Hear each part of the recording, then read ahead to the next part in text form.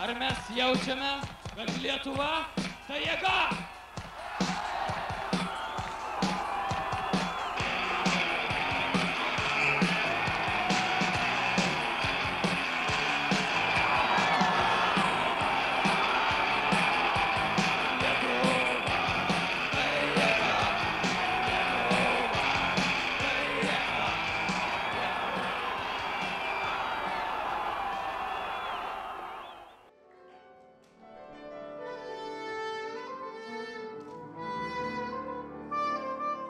Mes visi buvom jauni.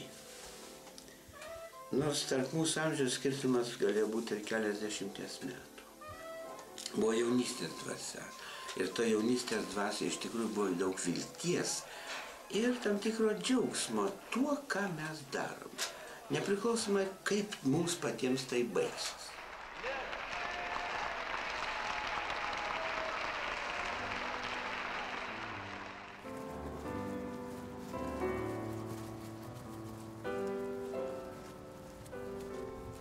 Ir viską matau. Žinot, man mama pasakojo, kad kai buvo 2 metai, tai 22 maždaug metais vedė mane pro Seimą ir aš pamačiau trispalvę vieną iš pirmųjų kartų turbūt savo gyvenime ir pradėjau skanduoti Lietuva. Ir jinai labai nustebo, nes aš lyg ir anksčiau niekada nebuvau matęs jų, bet sako, va čia turbūt yra Sąjūdžio dvasia, nes jinai dalyvaudavo mitinguose ir aš dar nebuvau gimęs, tačiau... O jau girdėjai? O jau girdėjau, taip, o jau mačiau.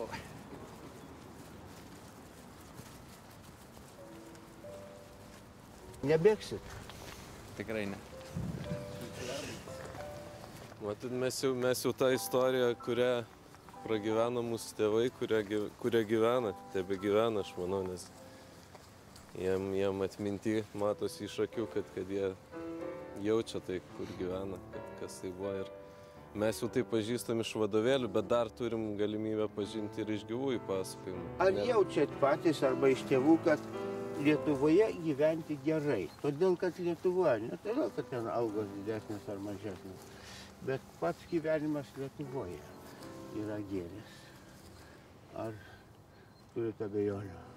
Ir pajaučia tie turbūt, kurie išvažiuoja, nors uždirba gal šiek tiek daugiau, bet jaučia, kad dvasia vis tik liko namie. Ir čia yra kažkas tokio, ko niekur kitur nerasi. Tas jausmas širdyje, kad tu esi savo šaly, savo valstybei, tarp savo artimųjų, kalbi savo kalbą, gyveni savo kultūroje, jis yra nepakeičiamas ir vienintelis, todėl jį turim branginti. Iš tikrųjų, mano tėtis pasakodavo, kaip jisai dar būdamas mažas ant lango kamputį trispalvės piešdavo. Tai koks buvo? Tai buvo labai didelis pasiutėlis iš tikrųjų.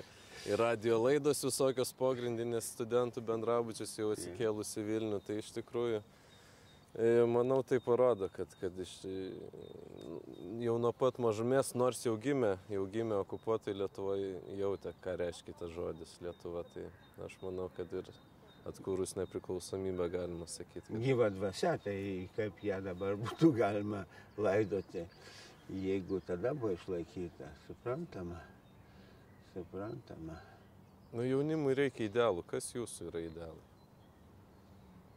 Mano idealas, žinoma, yra šis kraštas, ši žemė, kad ji būtų teisinga, graži visais atžvilgiais.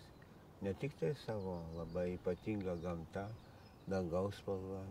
Nėra kitur tokio dangaus. Nėra tokių upių.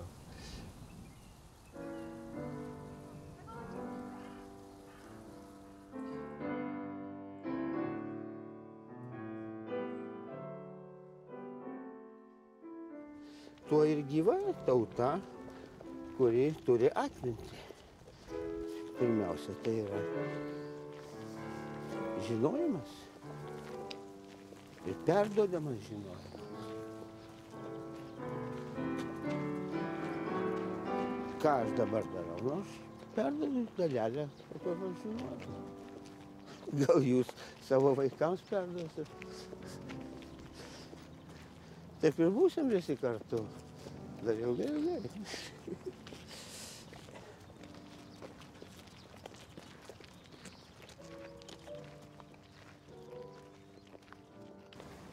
Gerbiamas profesoriau, kaip manote, ar šiuolaikinis jaunimas stotų taip pat, kaip 90 metais, kai ištika Lietuvai problema? Ar stotų už Lietuvą? Taip. Tai jeigu tokiomis formomis būtų Lietuva prievartaujama ir naikinama, aš nebejoju, kad stotų, bet yra kitokių formų. Ir tas formas reikia matyti ir taip pat turėti principinį nusistatymą ir poziciją.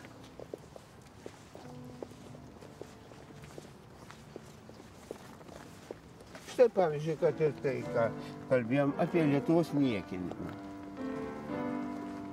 Tai nėra tankai, kurie atvažiavo sumaigyti viską, bet yra kitoks sumaigymas iš vidaus.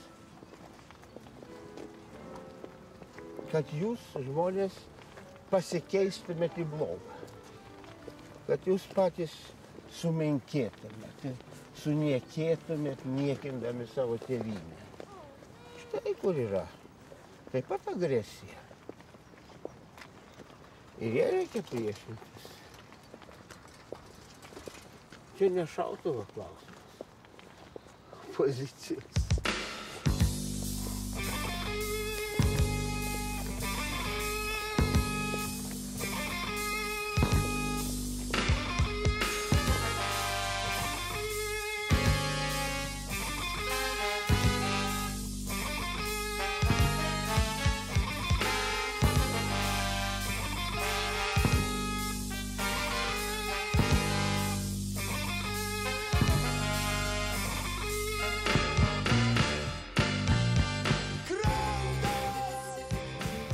Manau, kad Vytautas Landsbergis yra tik vienas iš kelių Lietuvoje esančių tokio lygio politikų, kuris iš tikrųjų jau savo darbais įrodė, kad geba valdyti tiek visą valstybę, tiek tuo pačiu vadovauti partijai. Aš manau, kad jis yra pasirengęs priminti, kokia buvo Sąjūdžio dvasia ir iš tikrųjų kokiamis vertybėmis turi vadovautis Tėvynės sąjunga Lietuvos krikščionys demokratai. Todėl aš manau, kad jis yra tinkamas kandidatas ir pats geriausias kandidatas tapti partijos pirmininku.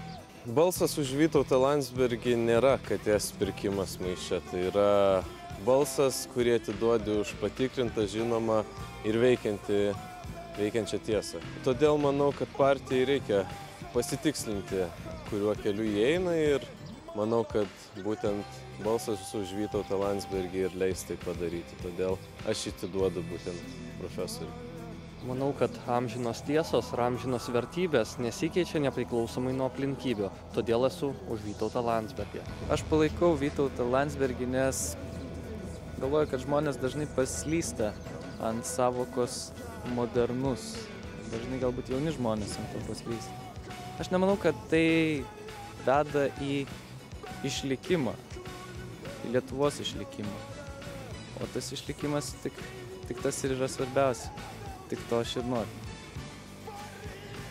Tęsiant iš tikrųjų jaunų žmonių mintis, Vytautas Landsbergis išties visuomet trykšta energija ir gyvybingumu, nesvarbu, kad ir kur bebūtų, kad ir ką beveiktų.